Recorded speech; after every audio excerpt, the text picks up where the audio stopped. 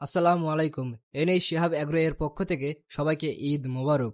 এই ঈদের দিনে অফিস আদালত, চাকরিজীবী, বিভিন্ন পেশার লোকদের ছুটি থাকলেও খামারিদের বছরের একটা দিনও ছুটি থাকে না। মূলত ঈদের দিন হোক বা বছরের যে কোনো দিন হোক, খামারিদের প্রতিটা দিনই গরুর জন্য ঘাসের ব্যবস্থা করতে হয় এবং তাদের পরিচর্যা করতে হয়। যেহেতু আমাদের খামারের গরুগুলোর জন্য খাবারের ব্যবস্থা করতে হবে, তাই আমরা ভোর হওয়ার আগেই ঘুম থেকে উঠে কাজে লেগে পড়ি। যেহেতু কোরবানির ঈদ, ঈদের জামাতে অনেক সকাল সকাল হয়, তাই জামাতের আগেই আমাদের সকল কাজ শেষ করতে হবে। কারণ জামাতের পরে কুরবানি নিয়ে তখন ব্যস্ত সময় পার করতে হবে আমাদের। ঈদের জন্য আমরা 2 দিনের ঘাস একসাথে কেটে রাখছিলাম। যেহেতু কুরবানির ঈদ অনেক সকাল সকাল জামাত হবে, তাই সকালের দিকে আমরা সব কাজ শেষ করতে পারবো না। তার আগের দিনই আমরা 2 দিনের ঘাস একসাথে কেটে রাখি। তো ঘাস থাকার কারণে আমাদের আর মাঠে যেতে হয়নি। সকালে ঘুম থেকে উঠে খামারের মেশিন দিয়ে ঘাসগুলা কেটে আমরা খামারের ভিতরে যাই। তো খামারের ভিতরে গিয়ে সম্পূর্ণ খামার আমরা সুন্দর মতো পরিষ্কার করে ফেলি। পরিষ্কার করার পরে সকাল সকাল আমরা সবগুলো গরুকে গোসল করিয়ে দেই সুন্দরভাবে। কারণ ঈদের দিনে পরে আর সময় পাবো না, তাই খামারের কাজগুলো সকাল সকাল শেষ করতে হবে। তো গরুগুলাকে গোসল করানোর পরে সবগুলাকে খাবার দিয়ে দেই। তারপর দুধ দহন করে বোতলজাত করে বাজারে নিয়ে যায়। বাজার থেকে এসে দেখি অনেকেই অপেক্ষা করতেছে ঈদের জামাতে যাওয়ার জন্য।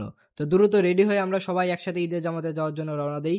ঈদের জামাতে যাওয়ার পথে এবং গিয়ে অনেক পরিচিতজন এবং ভাই বেড়াদের সাথে দেখা হয়। মূলত বেশিরভাগই লোকজনই গ্রামের বাইরে থাকে, কেউ পড়ালেখার জন্য, কেউ চাকরির জন্য। বছরে 2টা ঈদের সময় মূলত সবার সাথে দেখা হয়। আসলে সময় কারোর জন্য অপেক্ষা করে না। এদের সাথেই একসময় কত সময় পার করছি, কিন্তু এখন সবার সাথেই বছরে 2বার মাত্র দেখা হয় একসাথে। এই আফসোস সবারই।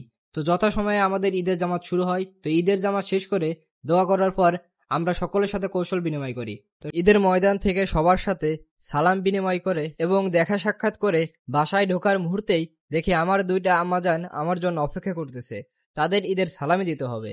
তো তাদের ঈদের সালামি দিয়ে তাদের নিয়ে একটু বাইরে থেকে ঘুরে আসি। সবার সাথে একটু সময় কাটানোর পরে আমরা কুরবানি নিয়ে ব্যস্ত হয়ে পড়ি। কুরবানির সময় চাচা ভাতিজা ভাই বিরাদার সবাই একসাথে সময়টা বেশ ভালোই যায়, কারণ সবাই রক্তের।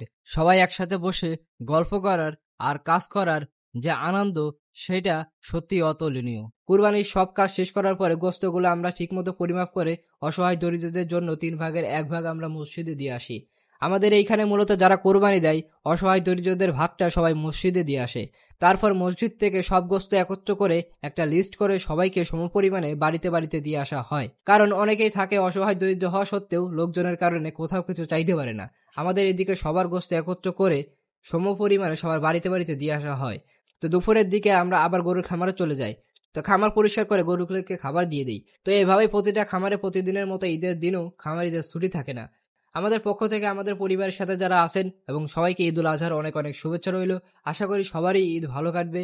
সবাই ভালো থাকবেন, সুস্থ থাকবেন, আর অবশ্যই আমাদের খামারের জন্য দোয়া করবেন। আসসালামু আলাইকুম।